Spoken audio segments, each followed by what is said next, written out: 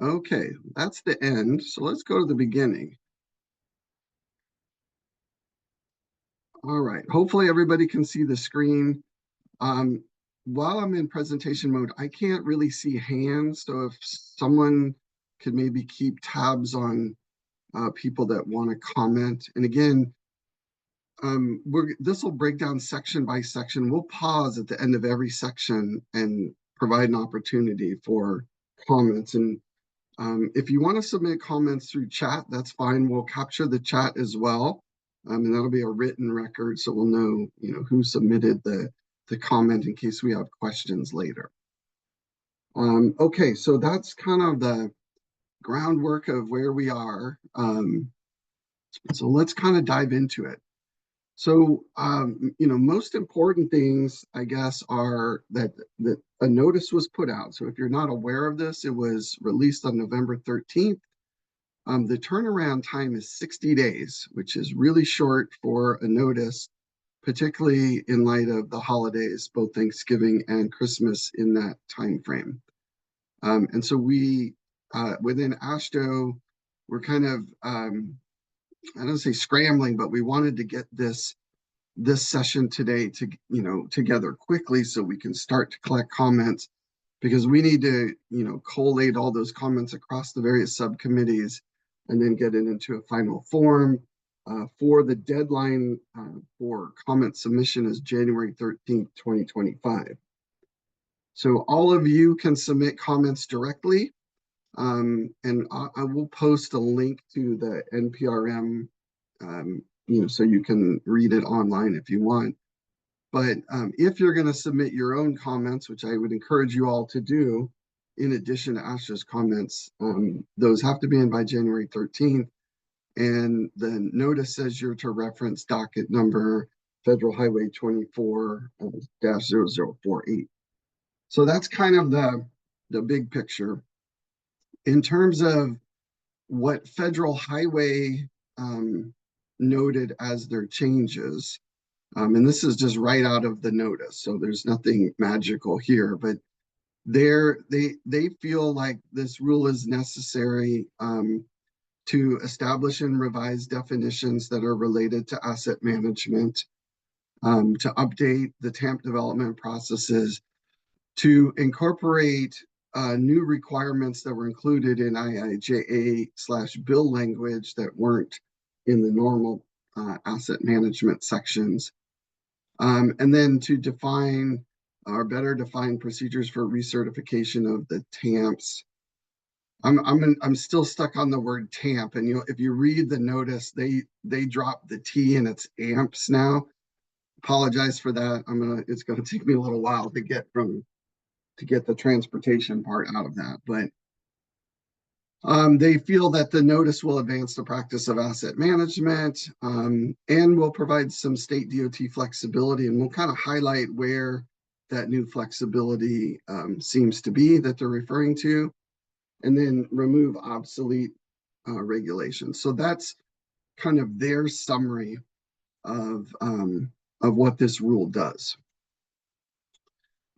In terms of the various sections, so this notice covers section 500 and 515 in various subsections. So these are all 23 CFR 500 or 23 CFR 515 if you want to follow along in the current regulations. Where there's a note of difference from prior, I've tried to pull the old language and the new language so we can look at them side by side to sort of facilitate our comment gathering here. But if you look at, kind of a big picture roadmap, the notice proposed to delete section 500 completely. We'll talk about that in detail. There were no proposed changes in 515.1 or 0.3, but 515.5 through 515.13 all had pretty significant changes. There was no changes in section 15, 17, excuse me, and there was some minor changes in section 19. So this is what we're going to try to cover today. We're going to do these one section at a time. I will say that the meatier parts are right here in the middle. So, in terms of our time allocation, let's try to keep that in mind, that we're probably going to want to spend a little bit more time as we get into some of these middle sections. Okay, let's jump right in. So the first section that is in the NPRM is 23 CFR 500. In italics on the screen is the current 500.101. And, in a sense, what this section does is it it establishes requirements for implementation of various management and monitoring systems. And the notice indicates that this section is being proposed for removal because the Federal Highway Administration and the Federal Transit Administration do not have the statutory authority that they had to establish this section has been repealed. And so for this first section, this is it. They're just proposing to delete everything that's in those italics. So I want to, like I said, I want to stop after each section. I mean, this is the extent of what's proposed in section 500. Would like to hear if there's any comments or concerns, negative ramifications of deleting section 500. So just open up the floor or the chat link to anybody that has any concerns or potential comments about this section.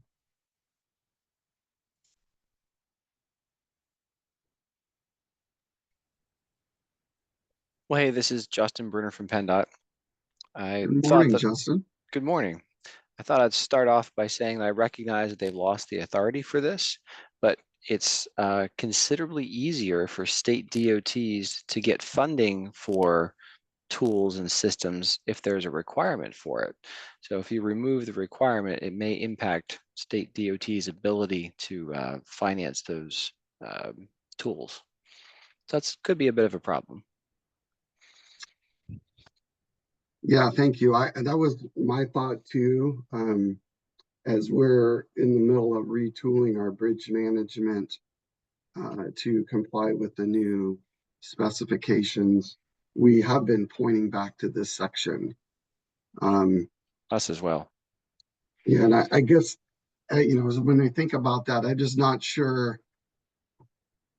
I'm not sure exactly what the comment is. I mean, they're saying they don't have the statutory authority to require this any longer. Are we recommending that, they leave the section in, but encourage it versus requiring it?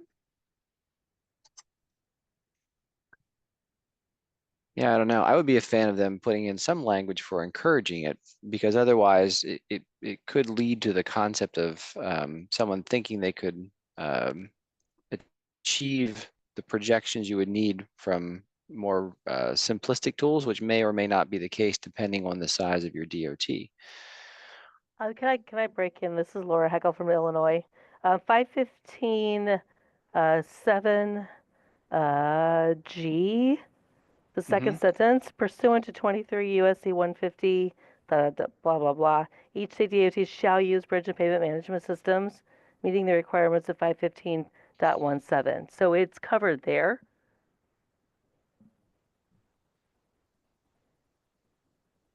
So I think that kind of closes the door on that one, if I'm reading it correctly.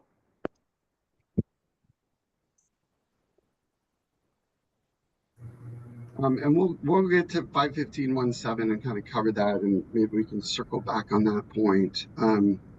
If that, we can point to that in lieu of 500, then maybe it's not that big of a problem. Any other thoughts or comments? I think it's just narrowing the scope to PMS and BMS. Okay.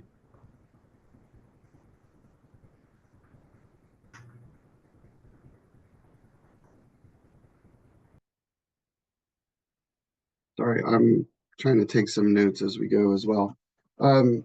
Any other thoughts, concerns, comments other than those that were already mentioned related to the removal of section 500?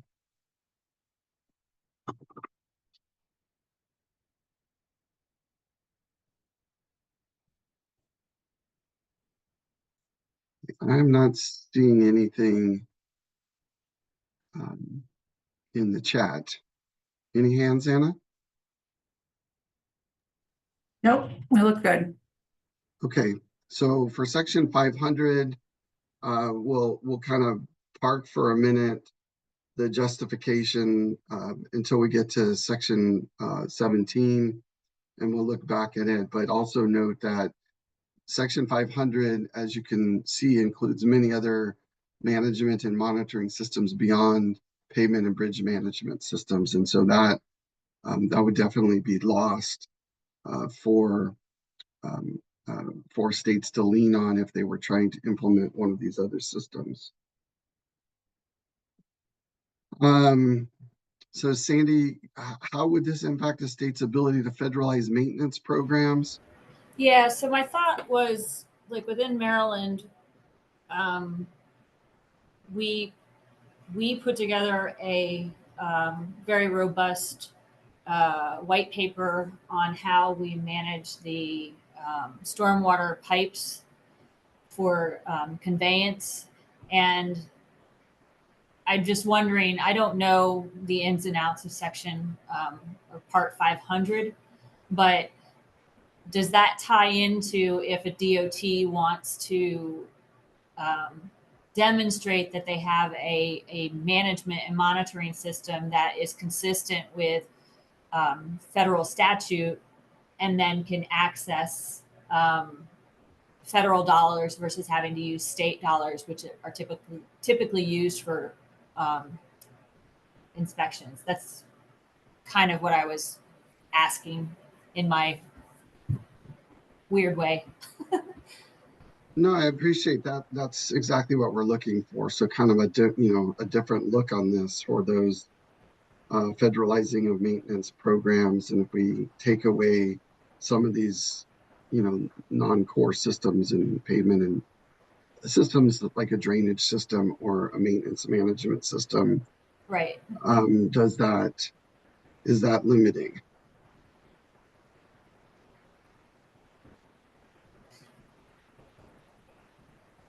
Okay, yeah, there was a question about whether we'll share slides. Yeah, happy to share the slides. And again, I mean, these slides are sort of my take on a breakdown. It's possible that there's something that's going to come up that I may have missed, but did my best. Okay, anything else on this section? Again, I think this is one of the more minor sections. But as we go through the meeting today, if you think of something else, then feel free to put it in chat. At the very end of the session, I'm going to give you all an email address that if something comes up after the meeting that you just didn't come to mind in the flow of things, you can always email and we'll get those incorporated as well. Okay, so I'm going to move into the next section here. Oops.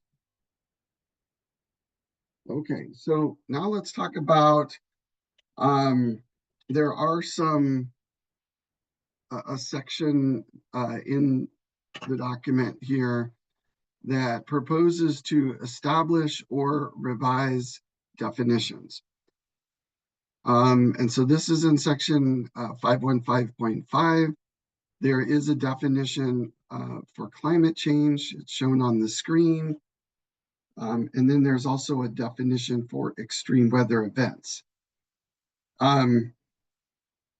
Later on, you're going to see the tie back to these definitions. So these definitions are important because in further sections of this notice, you're going to see them refer to extreme weather events or climate change in terms of what you have to do with these things. So it's really important that they define these and that everybody understand what is meant by these definitions.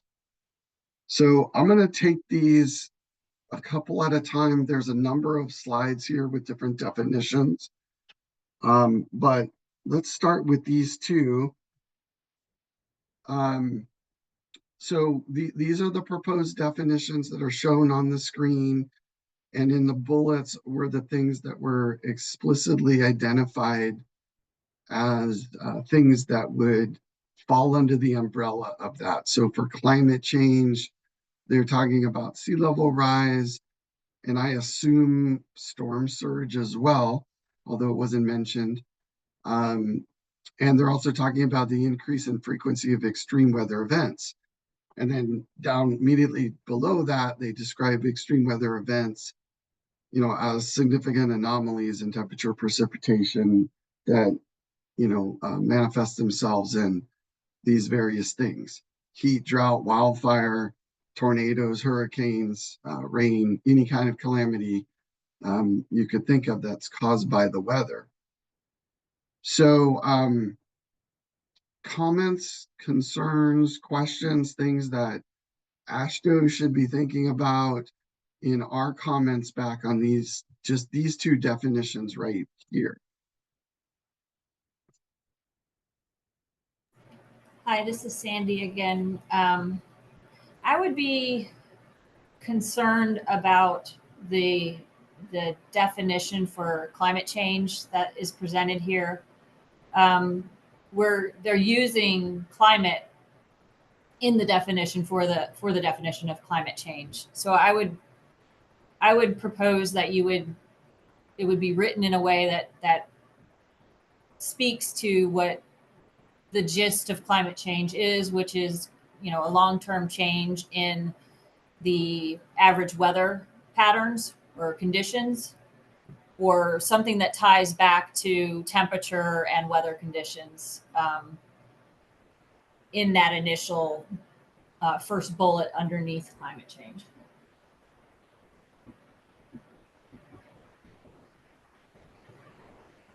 Because it's not necessarily, it's inclusive of extreme weather events, but it's also not just those acute events. It's also the chronic events, like what's listed there in terms of sea level rise. Yeah, so I'm just looking at some things. So we seem to be missing landslides as, are we proposing that under extreme weather events?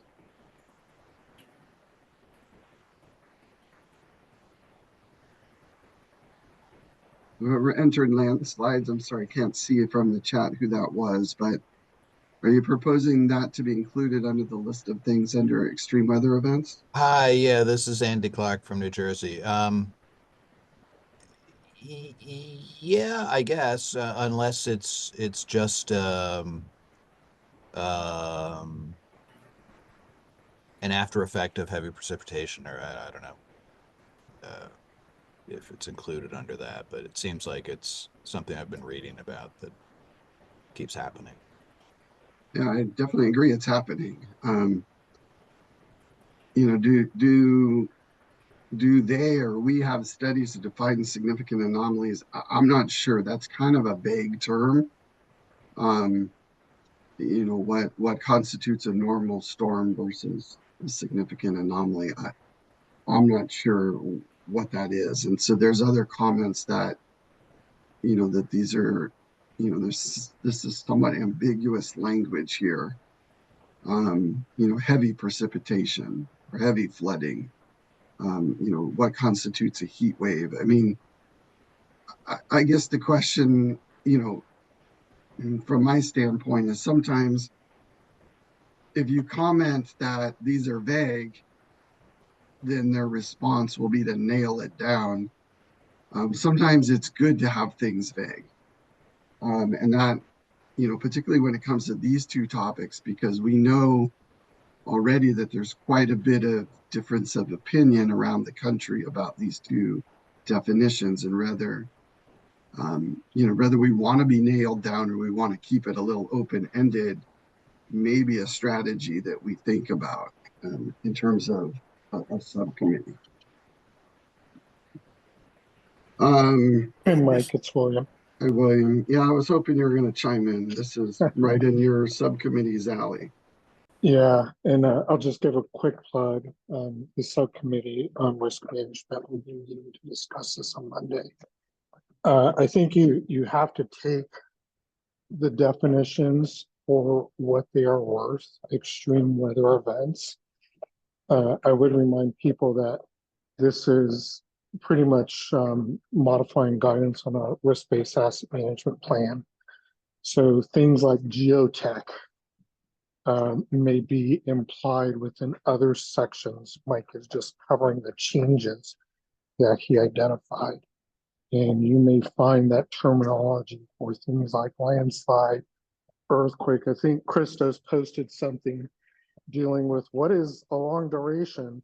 Volcanoes. Hawaii had the slowest and longest emergency response event with their volcano. Those may be implied somewhere else, not in the definition for extreme.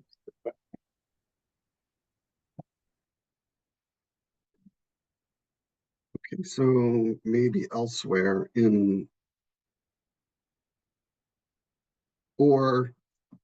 some respects, the sliding problem that many of us experience like in my case is generally related to wildfires followed by heavy precipitation, or at least it's exacerbated by those things. Okay, so we captured the fact that we're missing the landslides. Climate change, maybe there's a little wordsmithing on the definition. This concept of long-term has been mentioned by a couple of people. As far as particular extreme weather events, other than the noted slide, which, arguably is not a weather event, but then I would argue maybe fire isn't either. But regardless, is there any other extreme weather event that we should consider? Because to me, I noted that there was no recognition of storm surge here. And that's something for coastal states is probably a concern. This is Laura again. I would recommend that we leave it a little bit generic, like they've got the phrase in there, among other environmental conditions. They leave room for you to consider more that are applicable to your state, and I appreciate that flexibility. Illinois, we're interior, we're flat, we don't get landslides and storm surge and that kind of thing. So I think they've intentionally left room for you as your individual states to add whatever you think you're seeing more often. Yeah, and I think that was the point I was trying to make earlier about be careful what you ask for. When you nail down the definition really, really tight, then you're held to it. Where there's a little bit of wiggle room, it allows Illinois to maybe do something different than California would do, and it's all okay within the regulations. And I mean, honestly, from the federal perspective, that's what makes writing these a challenge sometimes, because the states are a little different, particularly in these two areas. Mike, sorry, I just want to let you know, Chris had his hand up. Chris, go ahead.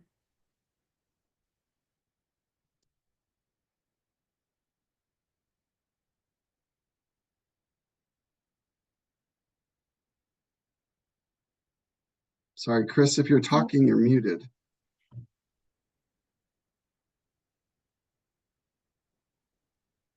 There you go. There we go. Okay, sorry guys. No, one of the things we noticed is as they went through this, they would state something, and then they would always throw in like another sentence that would give examples. And I don't think you need to have those examples, because it narrowed things down, or it said this is the only emphasis. Where if they didn't put those examples, the statement would have been fine. I mean, like if you just left that first two sentences and then excluded that climate change may manifest as a rise in sea level, et cetera, et cetera. If you left that sentence off, I think we've covered it. And I noticed that like throughout this whole document, when they would say something, if they had just stopped when they stated it, we would have been fine. Yeah, I also noticed that too, because somewhere in here, there was a reference to seismic in this whole thing. Yeah. And I was like, wow, that seems out of place to me. Yeah, I just, we got a little frustrated because, you know, we thought, hey, they stated it very well, or they said something and maybe just a little correction. But then you put an example in which put all the attention on that example. And then, you know, what about all the other things you excluded? And I just don't think you need to. Okay, so I guess, you know, I don't know if this is consensus. We're not taking a poll here, but is anybody, I mean, I think from an ASTRO perspective, it might be better to keep these a little bit more generic. You know, less specificity allows for, you know, maybe a little bit more individualism from agency to agency. You know, so so there's a comment in the chat from Dana about, you know, they should only be defined if they materially affect the rule requirements. And you will see as we go through today that these become very important. And the reason they're very important is because they do then tie a bunch of requirements to these definitions. And so we're kind of belaboring the definition, but it's really important to not gloss over this, because then later on you're going to see, oh, all of a sudden your life cycle plan's got to include extreme weather events, and we need to know exactly what that means, as just one example. Mike, we have William. William has his hand up too. Go ahead, William. Yeah, I'll point out the obvious here. There's 91 people in here. I think we all recognize that not every state accepts the concepts of climate change and extreme weather event. And I just want to say it's entirely appropriate to go ahead and state that as a comment so it can be reported. We know that's the case, so feel free to go ahead and state it.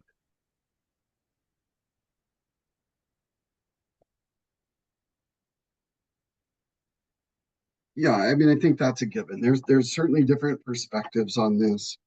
I think, you know, I think there's probably a better agreement on extreme weather events, you know, because these different kinds of events are happening all over the nation, you know, and they're very devastating. I mean, we saw this with recent hurricanes, you know, we've seen it with fires, we've seen it with flooding, you know, tornadoes, you know, everybody in the country can potentially experience these extreme weather events. Whether people attribute that to some, you know, bigger long range climate change cause, I agree. There's a difference of opinion there. Okay, so until we see how they interact, yeah. So let's, in the interest of time, let's kind of move on from these particular definitions into some others. And then as we get further into this, we'll see where they start tying these things back in. And if we need to, we can come back to these definitions or have further conversation about them.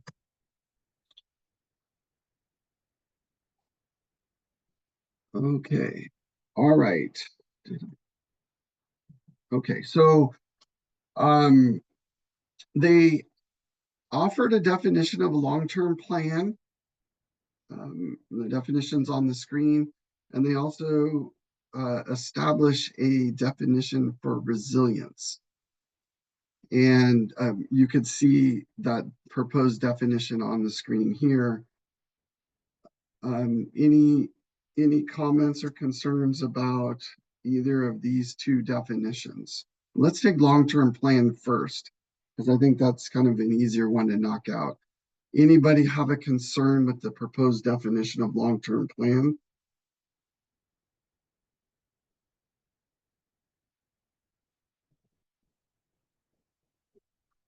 Go ahead, William. Thanks, Anna. I will state the concern not on the behalf of CDOT, but on the behalf of stakeholders.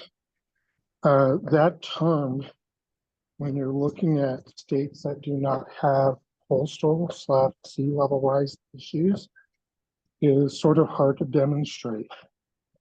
They have, according to the definition, extreme weather event and climate change considerations that are a little bit harder to predict on a 20-year horizon, nevertheless a 5 to 10-year horizon. If the expectation is that the considerations are just narrative, that's cool. If the considerations filter down to things like the financial management plan and the performance gap assessment, that's going to be a little bit more difficult for particularly landlocked states to accommodate. And we can revisit this when we get to the risk management plan and the life cycle plan, but I think they indicated that you would consider that to the extent they exist in your long-term plan. So if you don't put them in your long-term plan, I don't think you have to necessarily do anything with them here.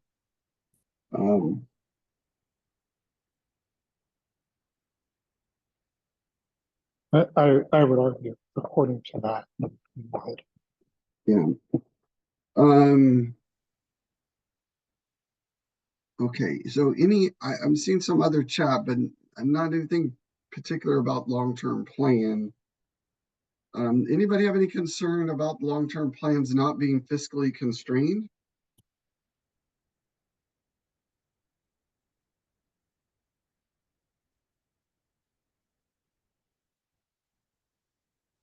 I'm not hearing any of that. So let's move down to resiliency.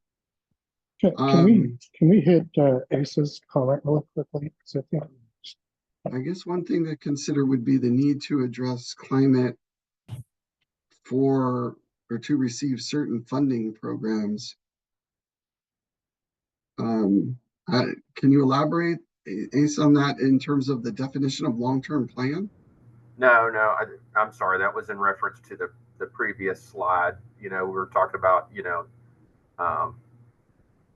I feel like some people are making some good points about, resiliency kind of covers a lot of things, but I guess, it might be something we want to include in our program if there are certain funds that are specifically, tied to climate, specifically if there's certain programs that you have to use the climate verbiage for, you don't want to miss out on those funds because you're not considering, a specific thing. Can I struggle with a response to this? This may or may not hit a little bit on what you're asking. Under the current Protect Discretionary Grant, which just right off the top of my head is the easiest to speak to, as you're proposing on that, you do have to address climate change considerations within it. That's just part of the application process. Now, if you chose to do the voluntary resilience improvement plan to maximize the match reduction, you have to talk about climate change within the resilience improvement plan. Also, to maximize that match reduction, the grant application project has to both tie back to the resilience improvement plan as well as your statewide long range. So I'd say, yeah, it's a bit of a twisty road, but absolutely. But yeah, if there's a scenario where you have to address that, whether or not you know, uh, you want to call that climate or resiliency, um, you know, for your, you know, your state or whatever in your TAM. I mean, I agree, resiliency covers that, but if you need to address climate specifically to receive certain funding, then, you know, maybe that's a reason for having that definition in the new proposed rule. Okay, yeah, I don't disagree with anything that you guys said. I mean, we're you know, we were talking about discretionary grants and the criteria for that and the resiliency plan. But in terms of this proposed definition of long-term plan, it doesn't, you know, to me, I, you know, it seems pretty vague. And they seem to have left it pretty wide open to the states to decide what aspects of climate change, extreme weather, resiliency they want to include in their long range plan. And I think later on in the regs, it just says if you put it in your long range plan, you need to align your TAM, your asset management plan with your long range plan. You know, this is again one of those cases where I think,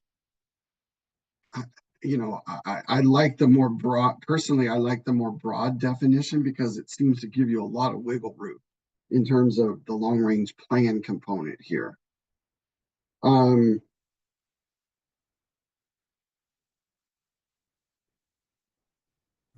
So Dina, can you elaborate on your comment?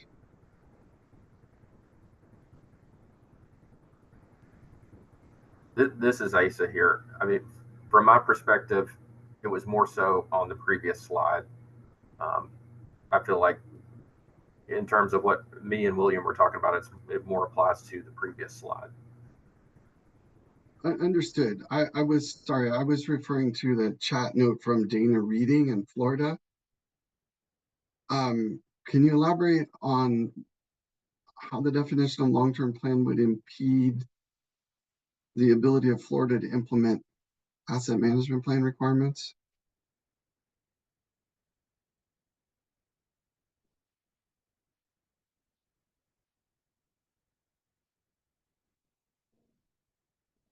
I'm sorry, Dana. Oh, having issues. Okay, so you're talking about the definition of climate change. Okay. Thank you. That helps. All right, I'm going to move on to the resiliency thing. In terms of the long-term plan, you know, we can capture the note that extreme weather is very difficult or impossible to predict and incorporate into a long-range plan other than in concept. I haven't really heard anything else that's limiting about the proposed definition of long-term plan. And I do agree with William. They really woven kind of an intricate weave here of these definitions and the requirements surrounding them. But with that, let's jump into resiliency. And I'll give everyone a second to read the definition that's proposed on the screen, and then if we can just kind of focus our conversation on that resiliency definition for a minute. But take a minute to read it. I gotta grab my clock here.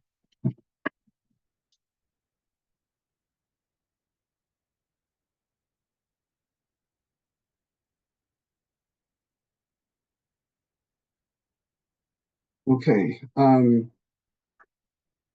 so comments on the definition of resiliency.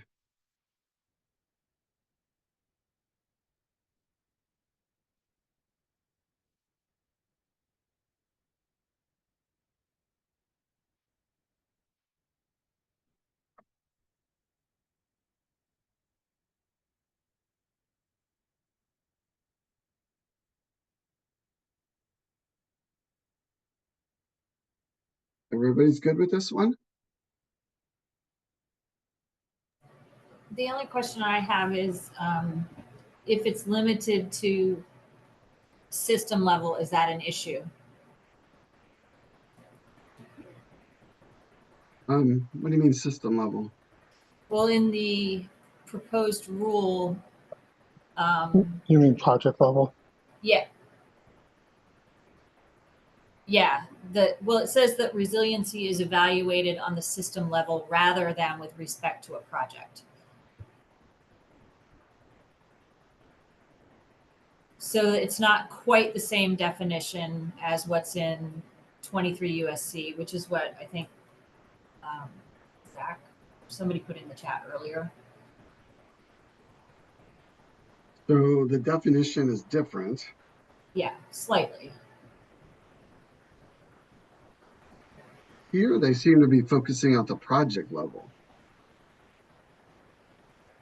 Yeah, but Yeah, when, and oh, yeah, go ahead. I think that's what she's challenging there, is when it comes to resilience, up until this definition, it's always been systemic, not individual projects.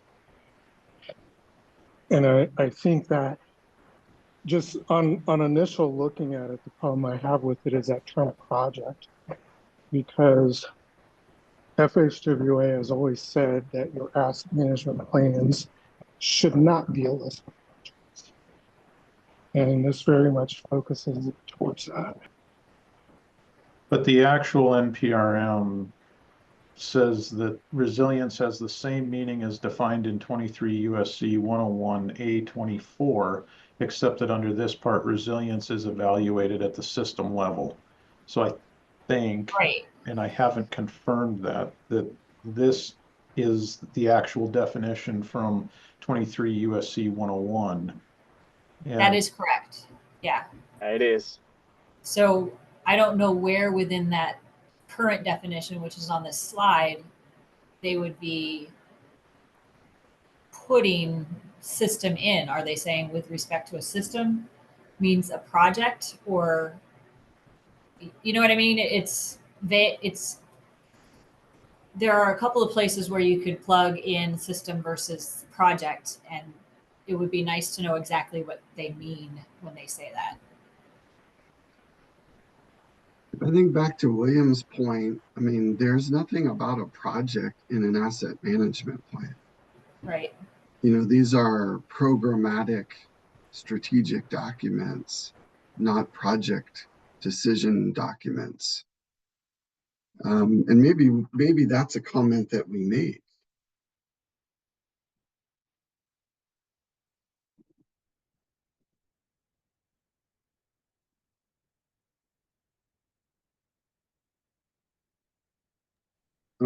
Any other concerns, comments related to the definition of resiliency?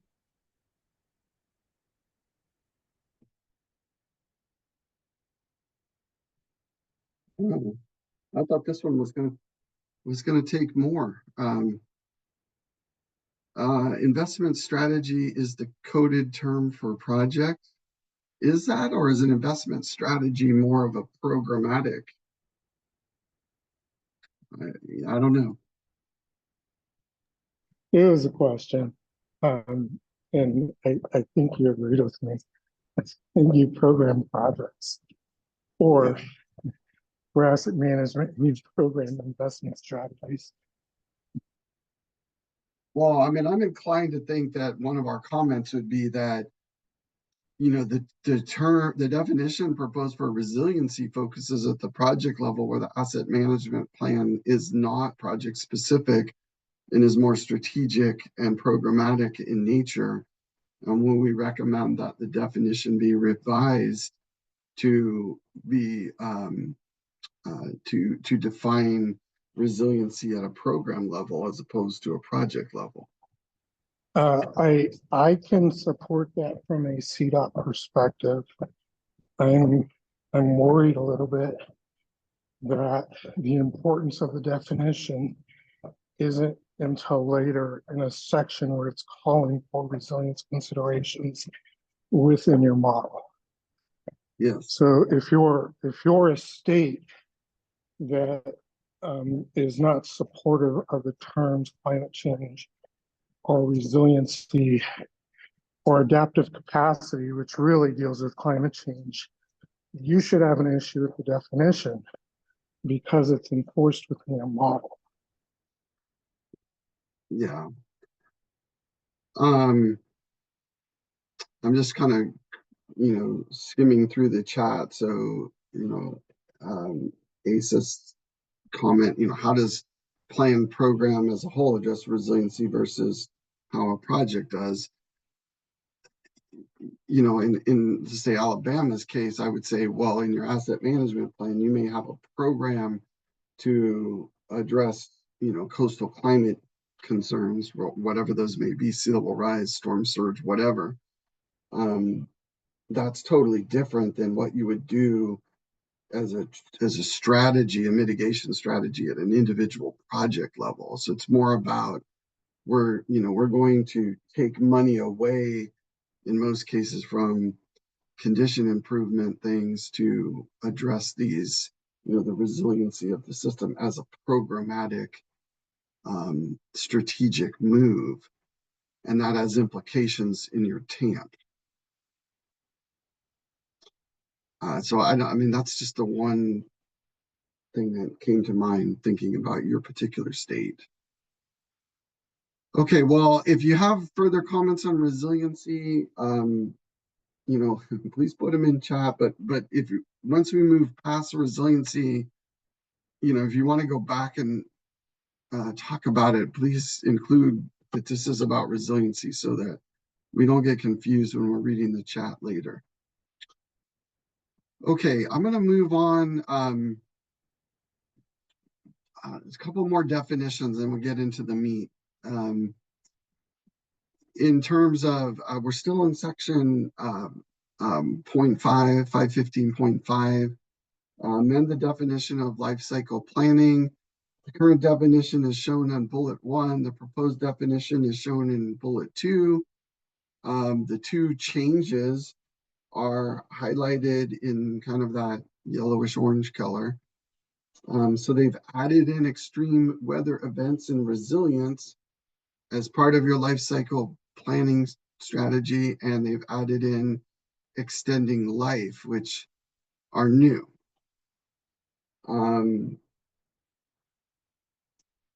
Concerns about this? People comfortable that they could do a life cycle planning analysis that includes these two additional things? So this is another one where, when you put in examples such as adverse impacts associated with extreme weather events and other risks to system resilience, then you've left out all the other things that are important in that life cycle planning, right? Yeah, we had some concerns because we don't think we can do that just yet. The other thing that I worried about is how do you demonstrate consideration of those things? I mean, we have some maps that people can look at, and if we say they looked at those maps, I mean, how do we demonstrate that? And then how do we show what kind of effects, what kind of things were actually implemented and what effects do those have? So those are things we don't have the capability right now to do that at Utah. So yeah, that was a concern on our end. And I think this really, the point William made earlier, if you can't predict an extreme weather event, how can you put it in a life cycle plan? Yeah. So I brought that comment from the previous discussion into this one as well. Mike Rossi has his hand up. Go ahead, Mike. Yeah, so I have, I agree with everyone's nervousness around having to include that, right? I mean, a lot of our response to extreme weather is in response, right? So you have a major event and then you go and you clean it up as fast as you can. I don't know if it's like, I actually sat down with our resilience people here, and there are some things that we may want to do programmatically to show as needs, right? Like we would have to increase the size of all of our culverts by however many inches. So that's a boatload of money, and here's a need that we would need to do in order to meet the new storm requirements coming up the pike proactively as opposed to reactively, right? But I don't know if that approach is actually what they're kind of getting at here in this requirement. So, I mean, I would rather not touch it at all, even though we internally are planning for this, you know, but I wouldn't feel comfortable putting that as a part of our needs at this time. So I don't know if any other state has actually tried to like think through how they would do it if they were forced to do it, you know? Colorado has. Yeah, I was going to say we had, well, since we don't do it yet, we were thinking about like what it would take to do it. I mean, you can do this with long-term assets like pavement and bridge, you know, maybe some other longer-term assets like culverts. But I guess my concern is if you put that requirement on there, does it apply to all of our assets? Those that wouldn't necessarily, they'd be more of a reactive or an interval type management rather than, you know, performance management where we're looking at long-term events. And so that was another challenge that we saw in this. Right. So Chris, I have chosen to interpret all of these requirements to only pavements and bridges on the NHS, because that is the bare minimum required as part of the TAM. Right. And so I am not going to try to tell them what we're going to do with our signals and ITS inventory. You know, that would be bananas. Yeah, so there is a provision that says, and we're going to get to it here in a bit, that when you bring in additional asset classes, that then they're subject to these requirements. Right, which is a further disincentive to add anything besides pavement and bridge on the NHS. I was gonna point out the same thing, like, but it doesn't say subject to it. It's looser language in pursuit of, I think is what we use. Yeah. Colorado has, but you know, that's why I was trying to drum up some comments on that, because I know how difficult that is. Hey, Jack, go ahead. Yeah, I guess I propose that maybe we move into the actual regulations. You know, as we look at the definitions, we're only seeing half of the story. You know, I think, you know, adding extreme weather events and resilience and extending life. I mean, I can't necessarily argue with that as like great aspirational goals for the asset management community, but they're tying it to some sort of regulation, and we don't know what it is until we talk about that half of it. Yeah, I agree. You know, but I was kind of torn with this, because if we don't understand these changes to the definitions, then when we get into the proposed changes in these other areas, the significance isn't necessarily realized. But I think in the interest of time, let's move on to the next section. And again, you can continue to submit comments in chat on the definition of life cycle. Okay, there is this concept of establishing this implementation period, and this was kind of a head scratcher for me. I'm kind of hoping to hear the broader wisdom of the nation here, but they're proposing to establish this June 1 through May 31 as the implementation period, and then they tie this to the TAMP and the annual consistency determination. Meaning that would be the 12-month period you include. And the way they get there in the narrative of the NPRM is kind of to back up from the federal fiscal year and how much time they need to review and how much time the states need to do what they need to do. But at least in my state, we operate on a fiscal year basis, which runs June 30th to July 1, or July 1 to June 30th. So it's a month offset from this. This would be extremely problematic for financial reporting and, frankly, project accomplishment reporting.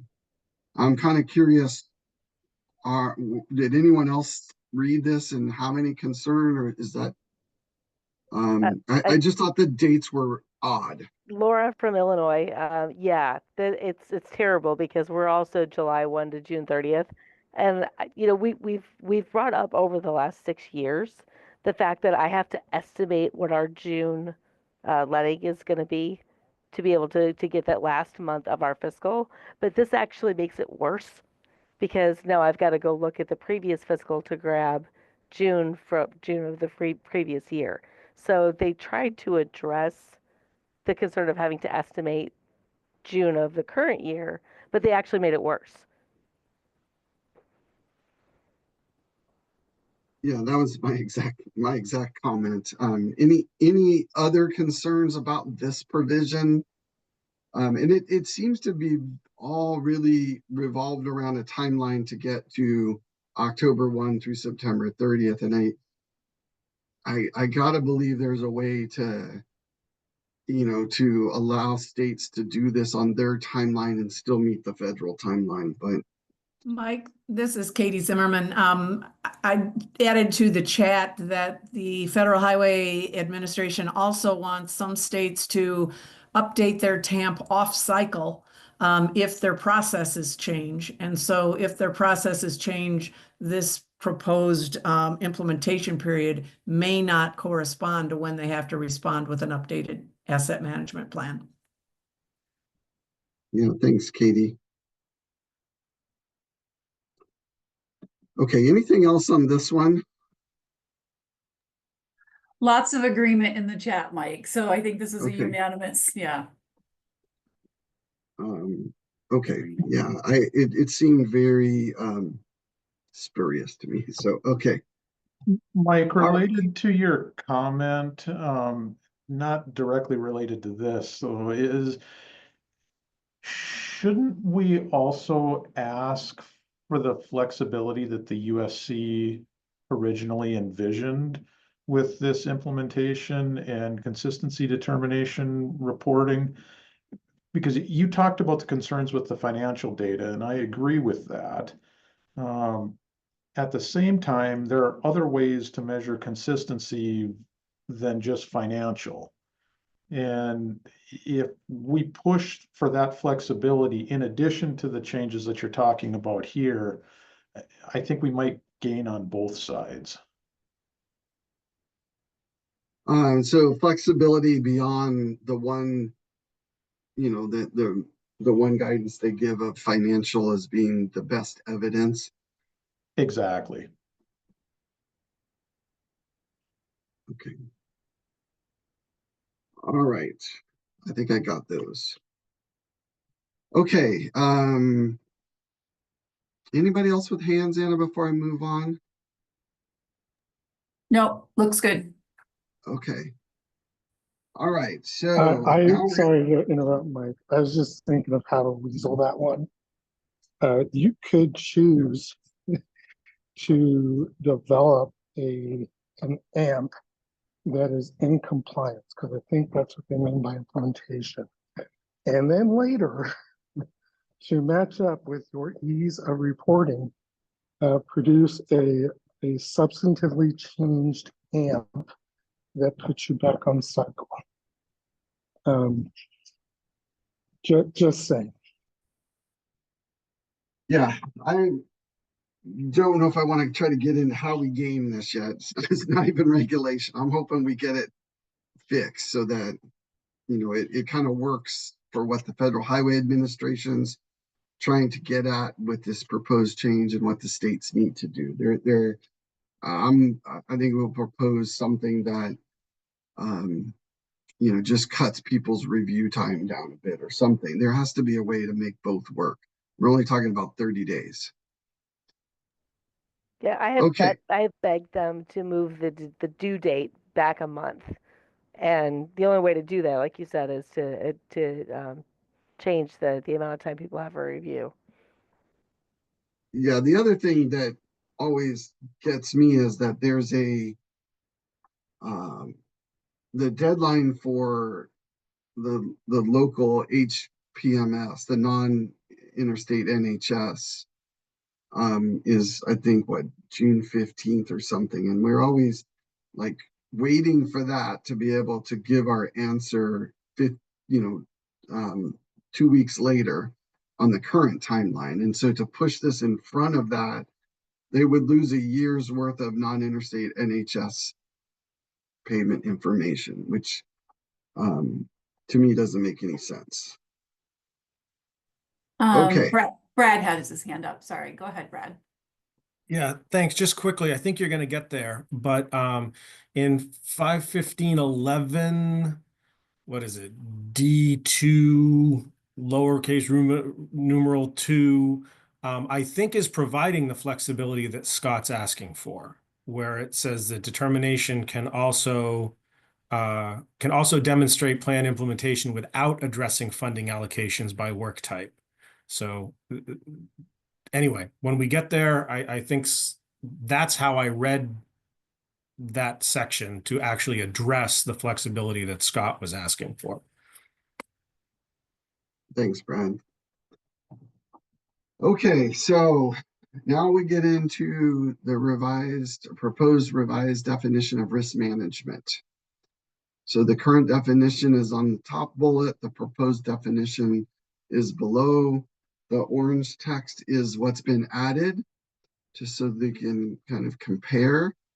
And, essentially they've just, brought in the requirement, both the word process and framework for managing risks and adverse impacts associated with extreme weather. So here's where the first time the definition comes in. So now the risk management plan, which is a compulsory component of your asset management plan, now is required to have a process and framework for managing risks, including extreme weather. So thoughts, comments, concerns about the definition of risk management?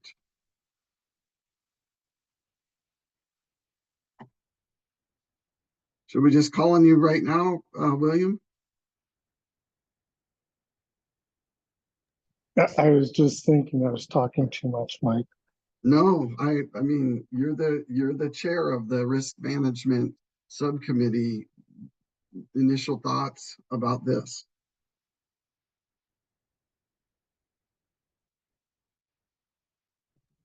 I agree with the statement of looking at this without having context of the section it's implemented in presents a risk for us. But you should look at it as this language is action oriented and it would be implementable within your risk management section, but also things like your LCP, how asset management appears in your long range plan, or that integration, as well as your models. And so the concepts and terms behind risk and resilience, climate change, are intertwined with how they are implemented. So Understood. if your state has challenges saying climate change exists and here is how we make decisions that are approaching these things without using the language, you should have concerns, because this would force you as a point of TAM certification to demonstrate it. And if you're not able to use those terms or the philosophy behind those terms, you should have some challenges here with these definitions. Okay, yeah, and we have talked, on several occasions this morning about the weave between these definitions and the plans and the asset management plan. I'm trying very hard to sort of break this down and decouple it, and we're going to get to the weave here. It's coming. We're trying to, I'm trying to be agnostic. Jump ahead. Any other comments or thoughts, concerns? I wasn't sure process and framework. Those are kind of generic terms. You get a division of a federal highway rep, and they're wanting to see two things. I don't know. Anybody have any other concerns about this or comments that we want to consider submitting on behalf of AASHTO?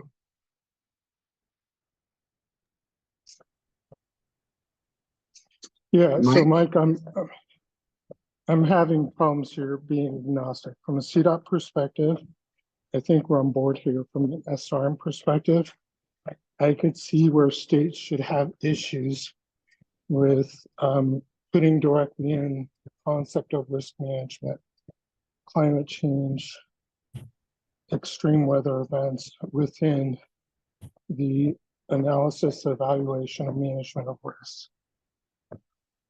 Okay. Because it does force them to think about climate change. All right, so we've got a number of hands. Let's hear Mike. I don't know, Anna, is Mike Rossi first? Yep, Mike and then Jack. Okay. I'll make this quick. I actually think that in the constrained fiscal environment that we're dealing with, that to have a process and framework for managing potential risks for climate change, or extreme weather or any other definition you want to use. Right now, we don't have enough money just to preserve the system. And so anything proactive usually it doesn't make the cut. So a lot of times we are aware of the risk, but we have to eat the risk, right? Because of the fiscal constraints that we're dealing with. So, and then in a world where you don't know if you're going to win any discretionary grants for the major projects that you want to do, that only exacerbates the problem when you're trying to put your program together into TAM. So I have a feeling that if I was going to write this tomorrow, it would be, yes, we have a framework for assessing risk. Most of the risks have to do, we decide we have to accept the risk and hope for the best, right? Which is not, I think, what the feds are looking for out of the TAM, right? I mean, the fiscal realities are going to come in no matter what, and tough decisions have to be made. And they're either going to come at more risk, and better conditions, or if you start moving money from condition improvement to address risk, then you're going to get lesser condition in your pavement and bridge, and that kind of flies in the face of making progress. Jack? Yeah, everything that's in the proposed definition is already covered under the current definition. I don't think it needs to be changed. So I mean, it seems pretty clear what they're trying to do is to more tightly integrate the extreme weather that was in IIJA here. So how do you, looking at the prior definition, how, do we just say management of risk includes extreme weather? Well, I think there's a lot of risks other than extreme weather, but I think extreme weather is covered under that already. But in terms of a definition? I mean, I don't think it's a good idea for us to itemize all the different risks. I mean, we've considered funding risks in addition. This definition really kind of pushes it towards resilience, which is covered in IIJA. And there is a resilience requirement currently in the regulations. So I don't think this adds anything.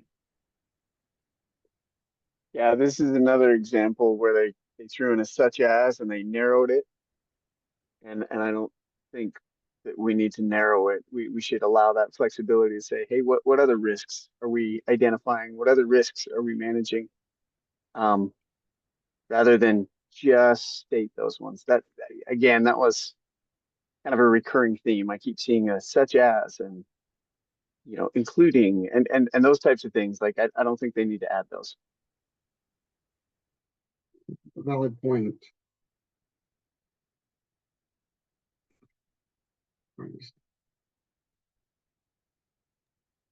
Hey, Meg Okay. Rossi, did you have another comment? Or was you? No, I'll lower my hand. Sorry. Oh, no, you're good. Okay, thanks. So Sandy had a note, is anybody doing a crosswalk? This has been kind of whirlwind since this thing dropped to just get this broken down and get ready for this. So there's, to my knowledge, the subcommittee hasn't done a crosswalk, but if you have such a thing, Sandy, we would love to see that and possibly be able to share that, what the different definitions are in different federal regulations. It seemed like they did look at that quite a bit because they, in other places, pointed to a definition that already existed elsewhere. But yeah, if someone is willing to undertake that crosswalk for these definitions, I think that would be something that would be beneficial to everybody. Okay, I'm gonna move us along here. Just you can continue to comment on this. This isn't the last word, but we got some more meat to get to here. Okay, hopefully this one will be quick. I think this is one where they've done the states a favor.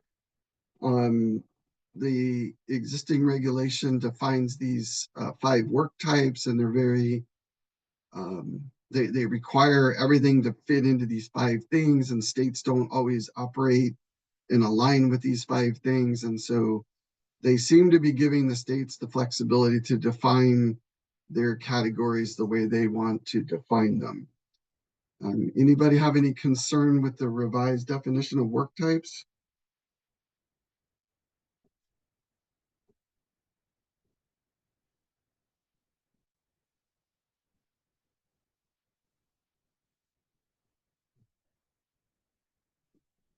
Okay, so I'm taking the silence to mean we'll give Federal Highways kudos for that one. Okay, moving on. Okay, so now we start getting into some of the meat here. Section 7, processes for developing a TAMP. So here, they've incorporated the IIJA bill language requiring that the TAMPs include extreme weather. I got too many windows open here. I can't even read my own slide. And resilience in their life cycle cost, their life cycle plan and risk management analysis. And then at the very bottom bullet there, and this one was really curious to me, that they essentially are prioritizing resilience as a top risk. So let me just open up section 7 to comments, concerns, thoughts.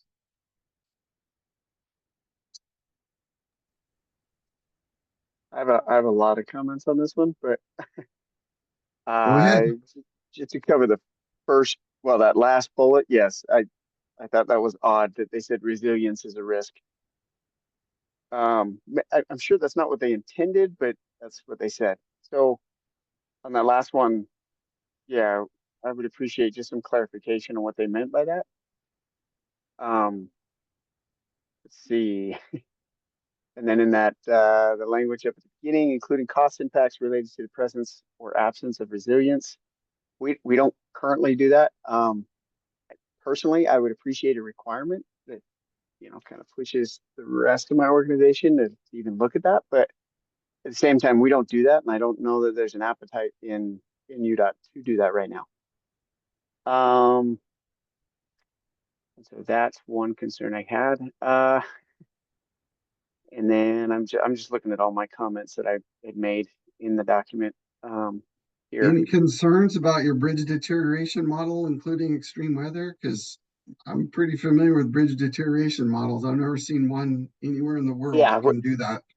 We don't do that at all. And then that was the other thing, is how do we demonstrate consideration of that? Again, this goes back to some of those other definition comments that we had. Like, how do we show that? We don't know how to do that. So yeah, that's one of our concerns.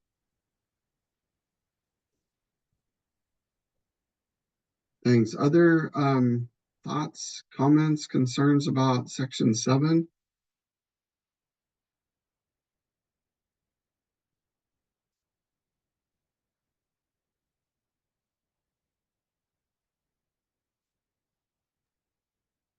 There is another, because you kind of scroll down in paragraph A3. Is that another slide or is that on this one?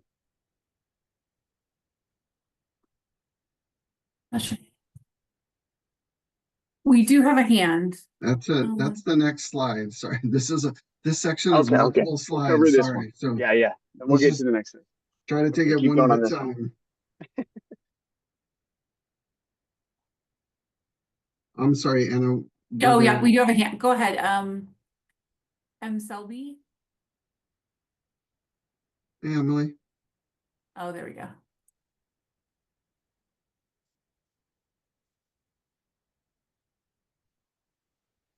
Can't hear you.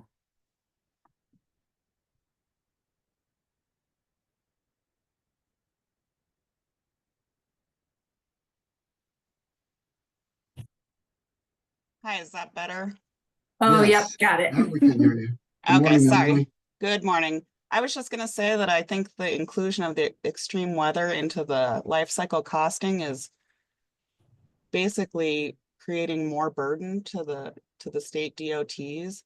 And I think a lot of the asset management systems do not have the capability to predict that kind of stuff or include that in the life cycle costing.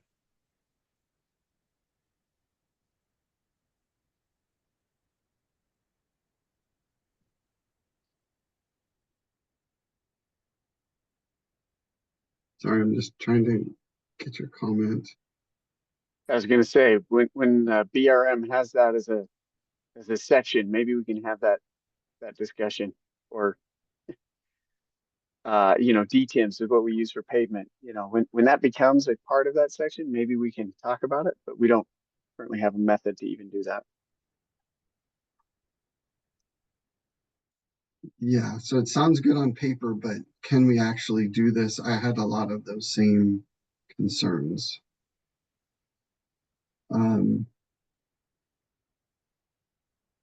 Anything else on this? I think we got the general tenor is that we understand what you want to do, but the state of the practice may not be there to actually execute these things.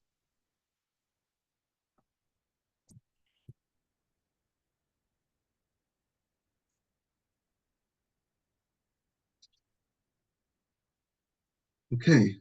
Wow, that was easier than I thought for these. All right, there's still more for this section. So if we didn't get to your favorites, they're coming up right here probably.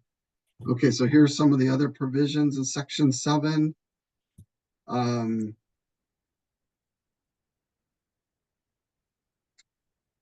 just open it up.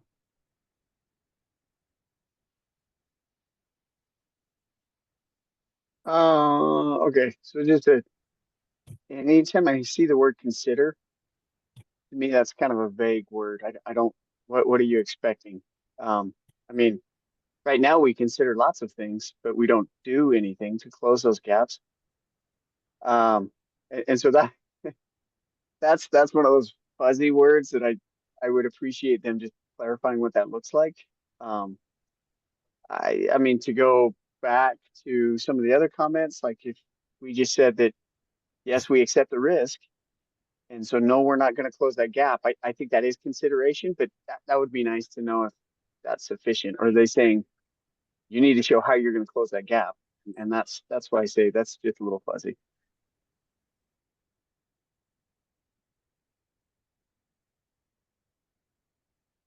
Mike Rossi. This was the this was the biggest red flag for me amongst all the changes, mostly because we went back and forth.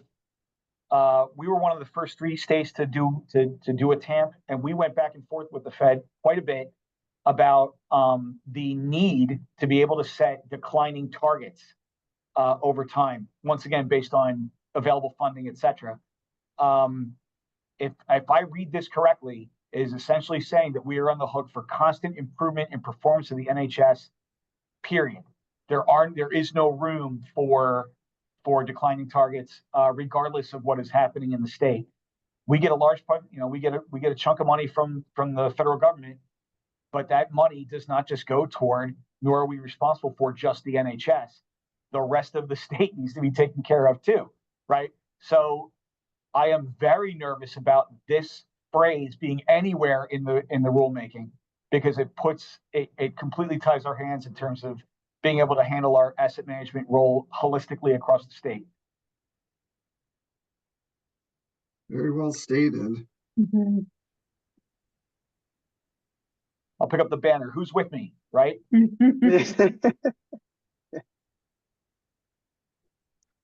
I guess I do have a few more comments, but so it looks like we missed C, which is one that I had a concern with. The change the word analysis, or change the word plan to analysis. A plan is much, much different than an analysis. An analysis is, if we looked at it, a plan is how you're actually going to address it. I had some concerns about that. If we're going to change that from a plan to just to analyze it. So that was on C. That I didn't see that in the slide here, but that's in the document. And then, yeah, to echo Mike's comment, that was one of our concerns is, well, and then in addition, it looks like they've ignored the other 6 things that are important in the law. And they said, all we need to really do is improve travel time. Again, it's one of those examples that there are other measures of performance for the NHS, and by just putting improved travel time, I think they've done a big disservice. But yes, the bigger concern is the fact that they're saying, no, you're always going to improve this. And improved travel time is kind of at odds with improved performance if you look at performance as a condition measure. Because you improve travel times by adding capacity, by signal timing, that kind of thing, which takes funding away from improving the condition of the NHS assets. Well, I thought that improved travel time just sort of came out of nowhere. Exactly. I mean, there's no regulation for that. That's exactly my note. I went back through all of the supporting regulations and I cannot find it.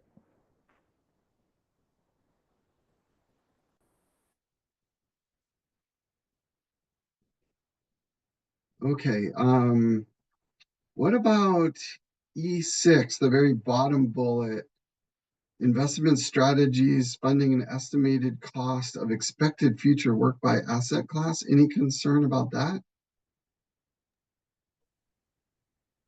So real quick, back on I don't know, this is confusing. I think it's E4, the proposed new paragraph.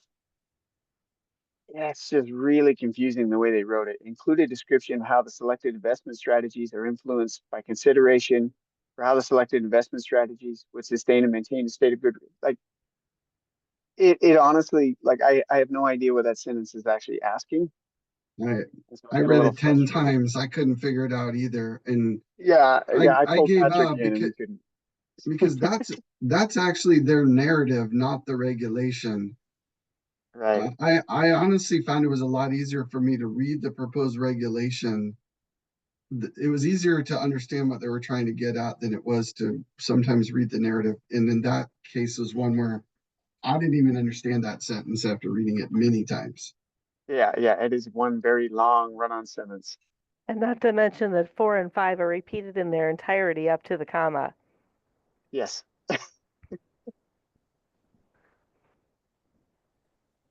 Maybe that should be a comment, because I think if we run into a situation in the future where we're debating with our local FHWA about the meaning of the regulation, that's one of the pieces that they're going to look back on.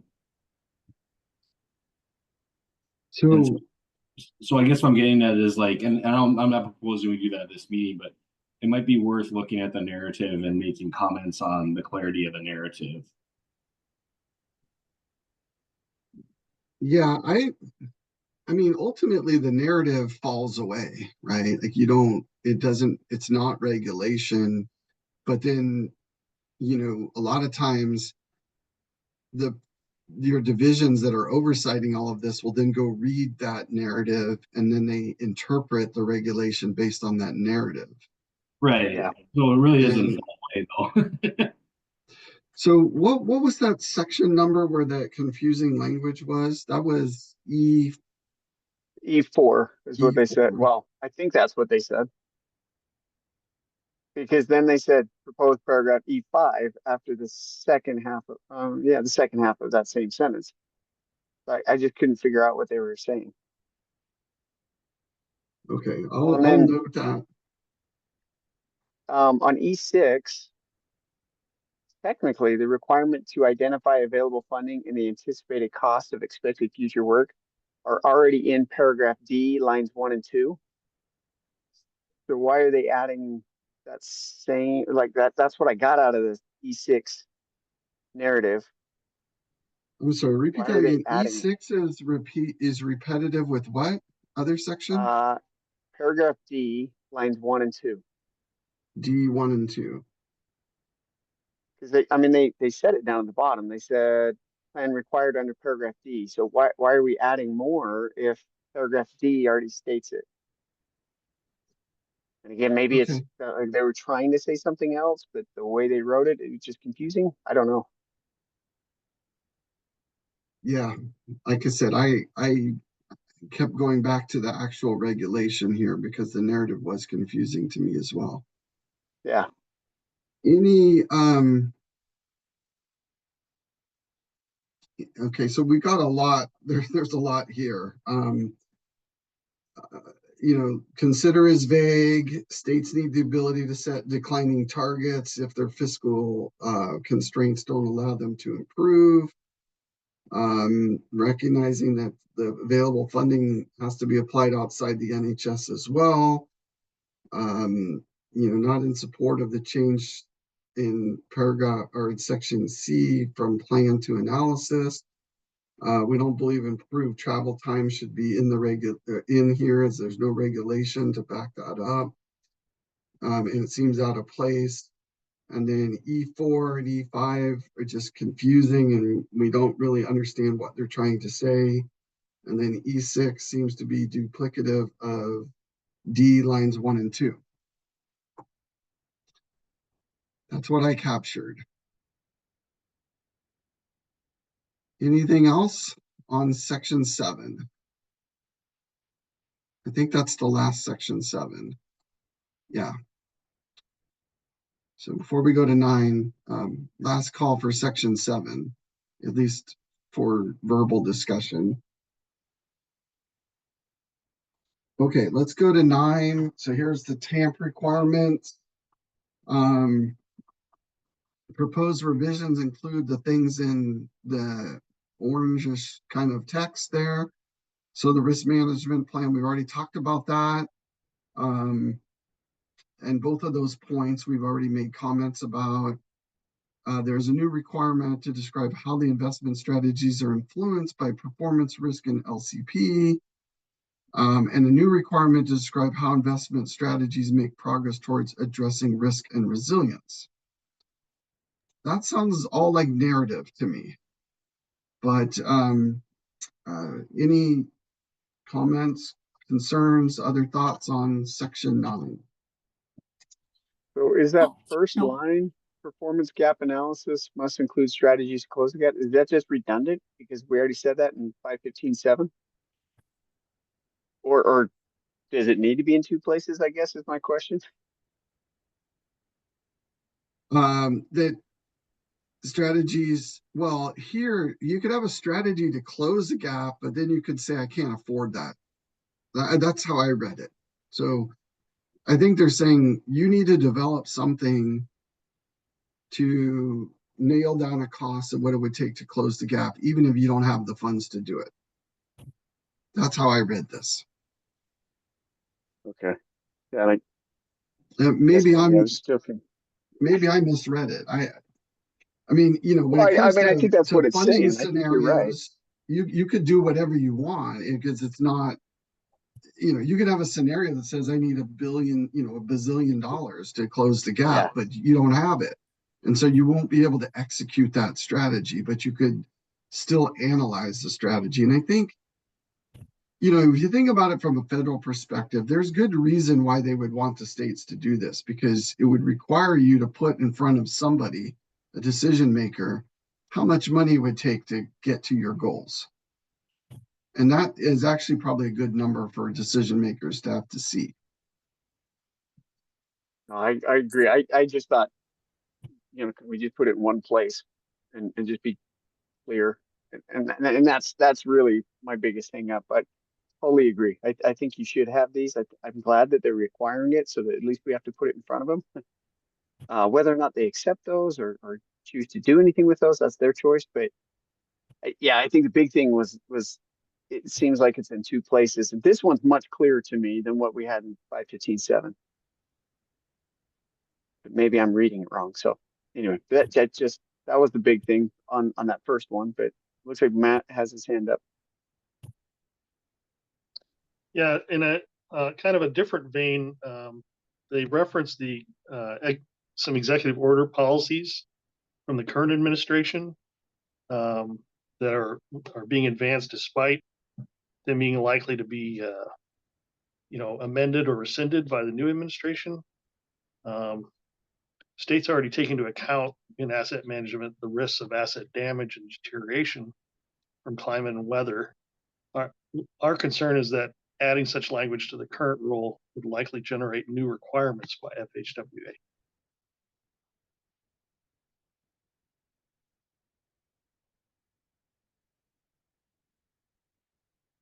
I'm not sure, maybe you could restate that again. So you're concerned that what new requirements are you referring to here? Those last two bullets that you think could be repealed under a different administration or would lead to some future need to develop regulation? Did I capture that right? You did. So it's just the last two bullets. Right, and they're basing that on current policies that we're fairly certain are not going to be in place after January 20th. So. Yeah, I guess it's just hard to comment on what might happen in the future.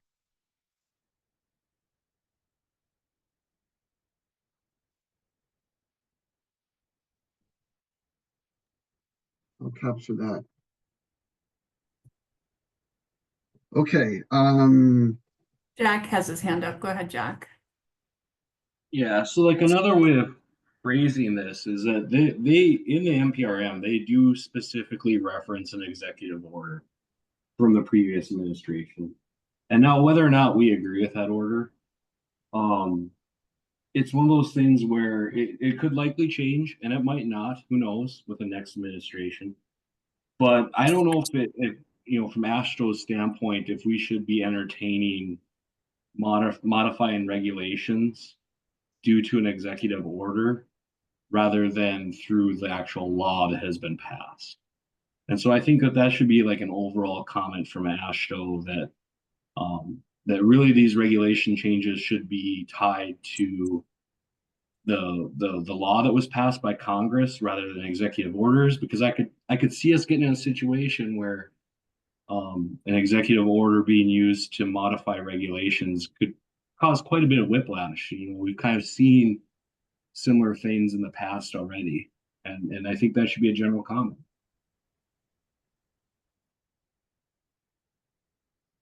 Okay. I mean, I did get out of chat this comment about related to the last bullet, to describe how investment strategies make progress towards resiliency implies that progress is made. And it also implies that somehow we're tracking that through a performance measure that doesn't exist.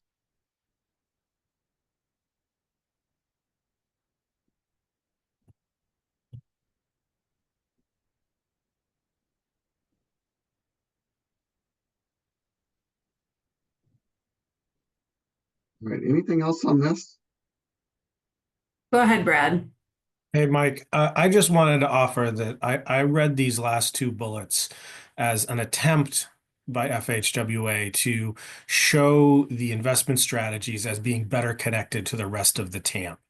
And there are, I think, examples, and we know that the investment strategies have to be consistent with the program to be delivered. And there's a lot of considerations that go into programming that aren't a result of the analyses that go into the earlier parts of the TAM described in that second to last bullet. But I think that's what FHWA is looking to achieve with these bullets, is to just have more narrative or a better explanation on the TAMP of what parts of the asset management analyses and how led to and how did they lead to the investment strategies, and then how do the investment strategies lead to expected outcomes, and to be more direct on that in the TAMP. I think that's an amiable goal, and AASHTO might be able to craft some comments around how to better achieve that goal, because I think that's what FHWA was after here. Yeah, I mean, that's, as you read this whole rule, they're obviously trying to get a better understanding of all of that. And I think, it's an admirable thing to do. If I, sort of wear a generic asset management hat, and then if I wear the hat of, I got to figure out how to do all this and implement all this, subject to the interpretation of, 50 states divisions, that's where I put on a different lens sometimes.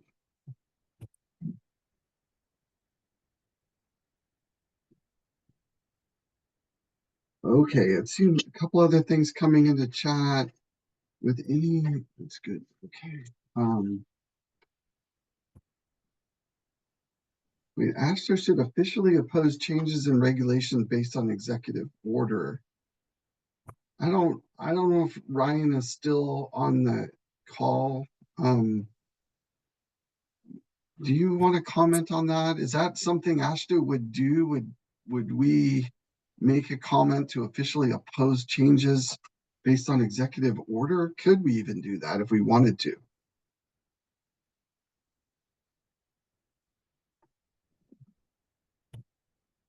I'd have to talk with Anna about that and what their preference is on that. They usually have a pretty good sense of how to address something that's, recognized as something the group wants to do. But yeah, I'll talk with Anna about that a little bit more.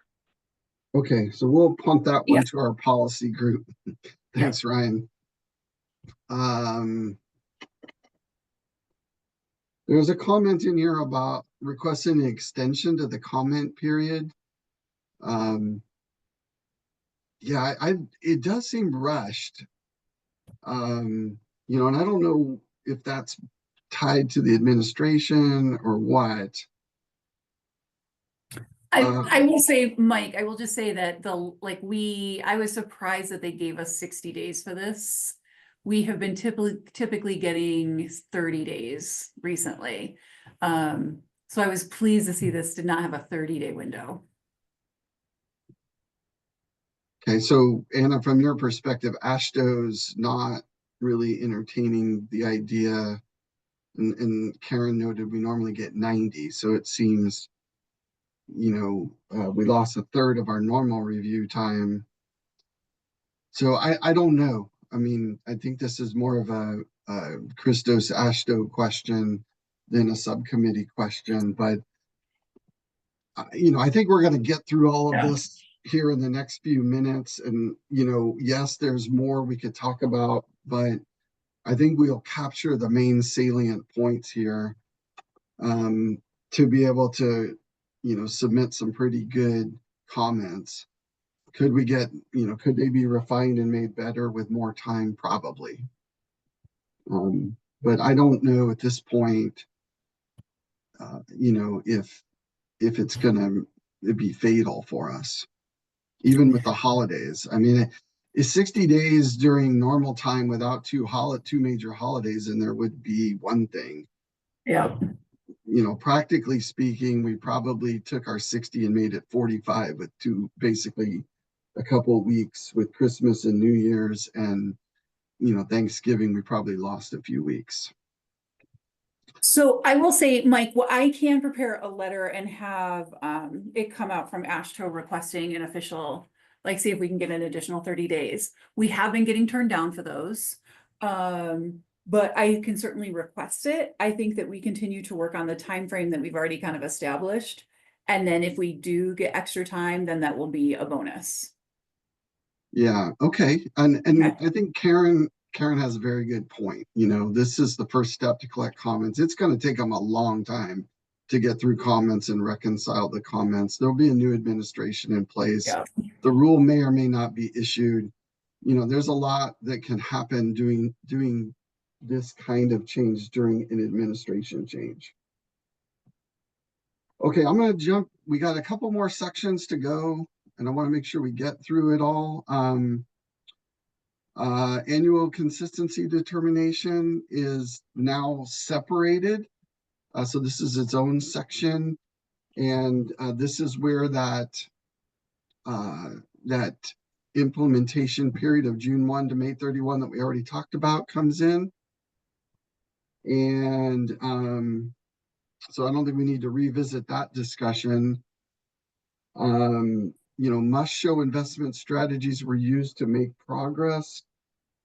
You know, includes the requirement to improve asset condition, mitigate risk, and improve resiliency. If you put ancillary assets in there, the state must comply with 5.5.19, which is the previous section, for all optional assets in the TAM. And we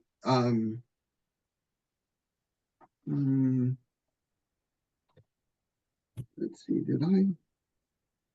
that last bullet doesn't, I don't think that applies here. So sorry about that. That might have been a carryover that I didn't delete properly. Anything other, we already talked about the date, so we don't need to revisit that. I think we've already talked about the fact that we can't always make progress because we don't have the fiscal resources to make progress. Yeah, so make progress to the extent possible.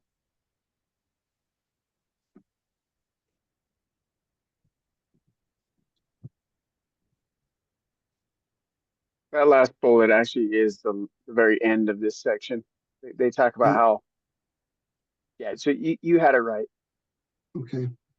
I think what you were getting at there was the whole, and we actually had a concern with that last bullet.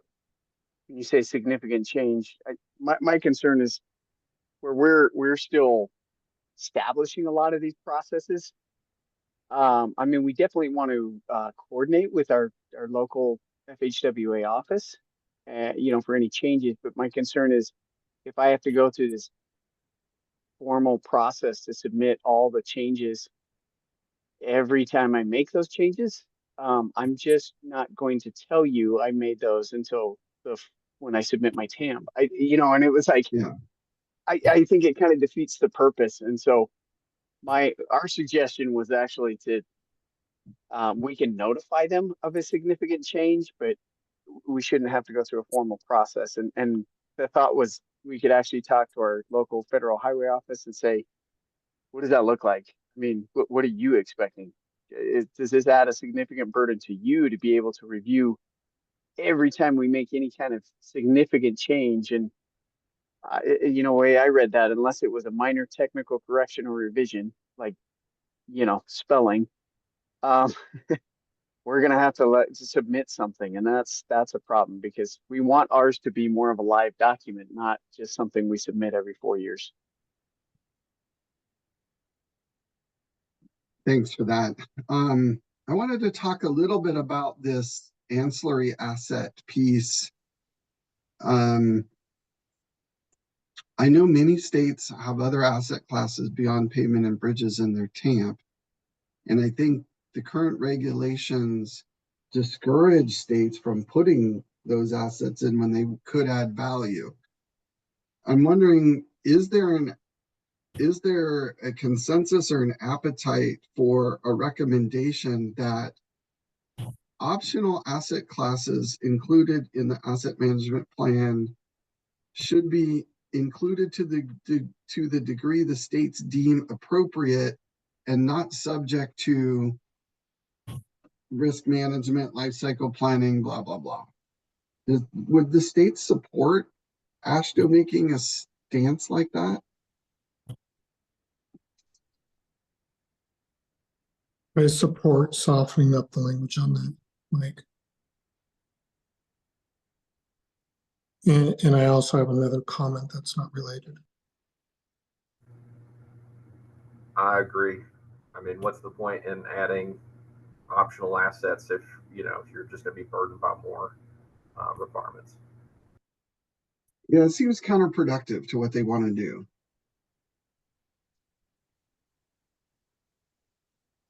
Okay, where are we at? We got 9 minutes. Final thoughts on this? Can I make a quick comment not about this? Yep.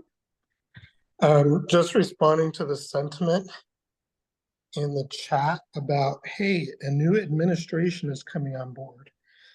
I think we can think back on recent history where a rule was put forward, a new administration came on board, and a fork was stuck into the back of the proposed rule.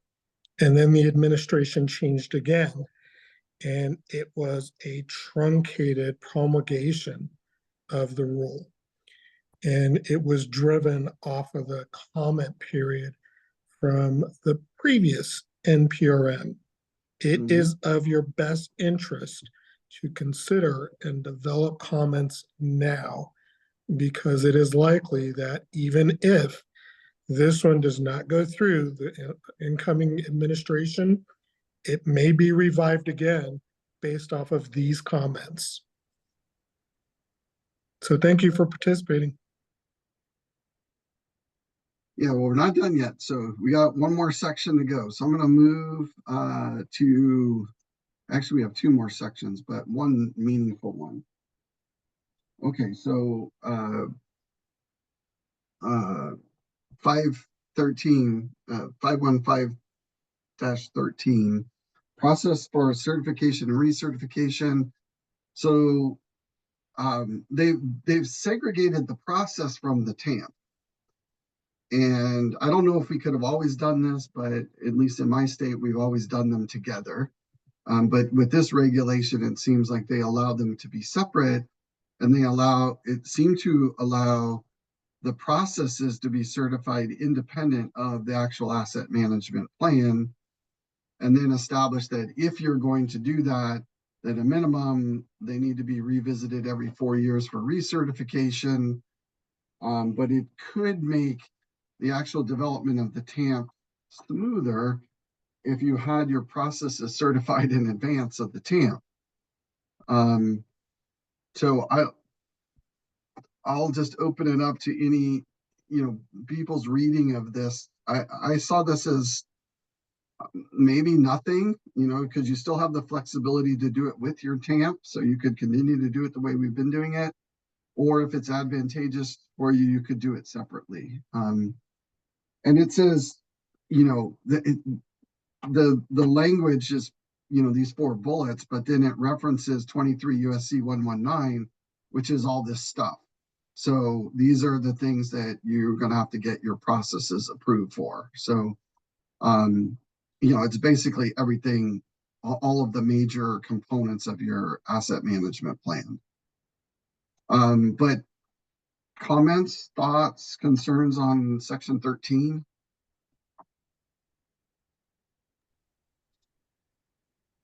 I think it may provide a little bit more flexibility. There might be some things in the TAMP, data and things like that you would want to include that you could get the process certified, but not have all the data you needed that you want in your TAMP. So I don't think that this seems like a big issue to me.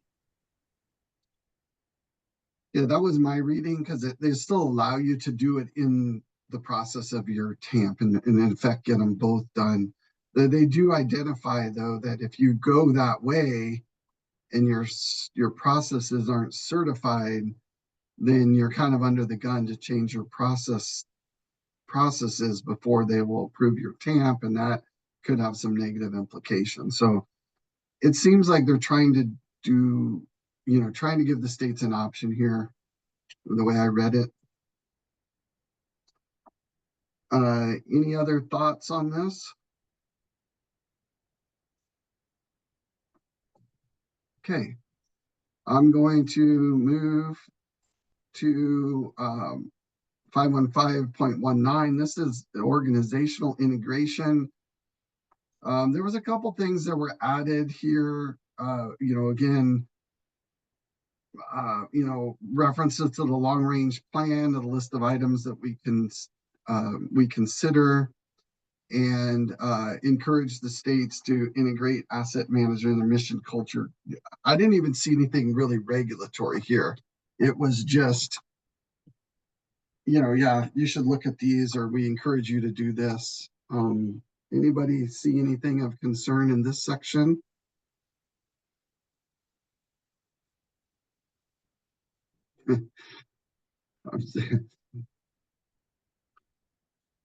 I'm laughing at your note, Dana. Yeah, I don't think the states are going to delegate the oversight of the TAMPs to us and our processes, but that would be nice.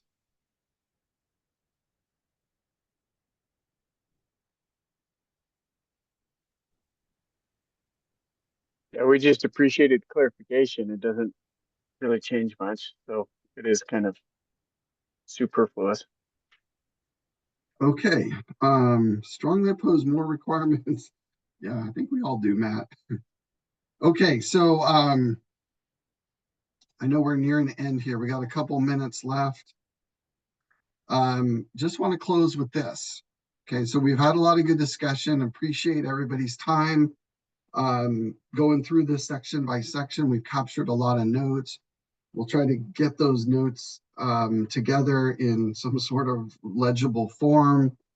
We will share those notes out once we get a compilation. So we're getting notes through the asset management subcommittee. We're getting notes through risk management, the policy subcommittee. And so between William, Ryan, and myself, we're going to compile all that together and then get that over to Anna. So based on all the discussion today, William, Ryan, and I have a deadline. We have our internal deadline to receive comments by December 10th. The three of us have to turn all that around in 3 days and get it to AASHTO. So it's really, really quick. If anything else comes to your mind that we didn't cover today, there's an email address on the screen there. Please feel free to email me. That goes to my team and they'll distribute that, and I will get that. Other than that, Anna, anything else from your end? Anna had to leave, so I'm the host. Okay, well, anything else from your end then? Just encourage everyone to submit your comments from your own transportation agency. That makes the comments more relevant and valid because we are across the board, since this applies to us nationwide. Yeah, thanks, Karen. Okay, I think we are at time, right on the dot. Wow, I didn't know if we were going to get through it all. So thank you all for being concise and providing great input. And when we get all this written up, we will share all of what we write up with all of you in case you want to incorporate these points in your state's response as well. So with that, we'll go ahead and adjourn. Thanks to all the subcommittee leadership here, Christos, Karen, Anna, and all of you.